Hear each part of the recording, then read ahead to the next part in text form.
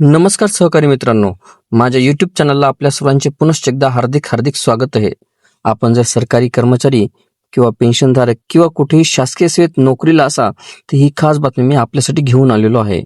पण तत्पूर्वी आपण आमच्या चॅनलवर नवीन असल्यास चॅनलला निश्चित सबस्क्राईब करा आणि बेल आयकॉनला प्रेस करून ऑल नोटिफिकेशन्स ऑन करा, जेणेकरून आपल्याला व्हिडिओचे सर्व नोटिफिकेशन्स हे सर्वात अगोदर हे प्राप्त होतील. केंद्र सरकारने सरकारी कर्मचाऱ्यांसाठी NPS नियम 2026 लागू केले असून निवृत्ती नियोजनाबाबत असलेली संभ्रम स्थिती ही दूर झाली आहे.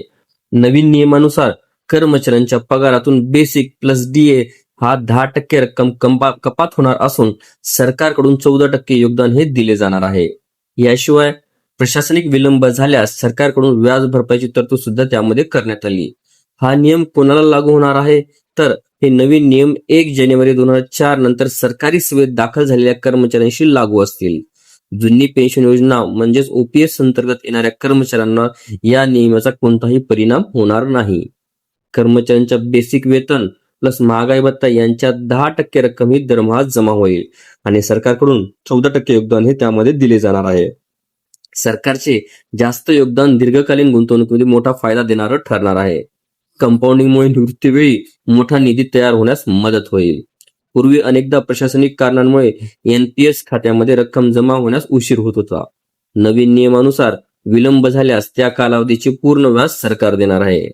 कर्मचाऱ्यांना कोणते आर्थिक नुकसान होणार नाही. हा निर्णय कर्मचाऱ्यांसाठी मोठा दिलासा देणारा ठरणार आहे.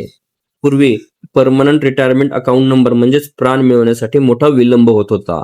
मात्र आता नोकरी लागल्याबरोबर NPS खाते उघडण्याची प्रक्रिया ही सुरू होईल. निश्चित कालावधीमध्ये प्राण जारी केला जाईल आणि पहिल्या महिन्यापासूनच गुंतवणूक चालू होईल.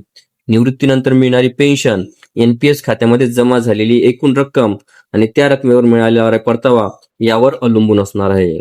नियमानुसार एक हिस्सा एक रकमी काढता येईल, मात्र उर्वरित रक्कम अॅन्युटी मध्ये गुंतवावी लागेल. ही अॅन्युटी म्हणजे आयुष्यभर नियमित मासिक पेन्शन देणारी आहे. दीर्घकालीन दृष्टीने हे बदल कर्मचाऱ्यांच्या आर्थिक सुरक्षिततेला बळ देणारं ठरणार आहे. आपल्याला व्हिडिओ आवडले असल्यास चॅनलला नक्कीच लाईक, शेअर आणि कॉमेंट्स करायला विसरू नका. तसेच चॅनलला ऑल नोटिफिकेशन्स ऑन करून सबस्क्राईब करा, जेणेकरून व्हिडिओचे सर्व नोटिफिकेशन्स आपल्याला सर्वप्रथम मिळतील. लवकरच आपण पुढच्या व्हिडिओमध्ये भेटूया. तोपर्यंत नमस्कार.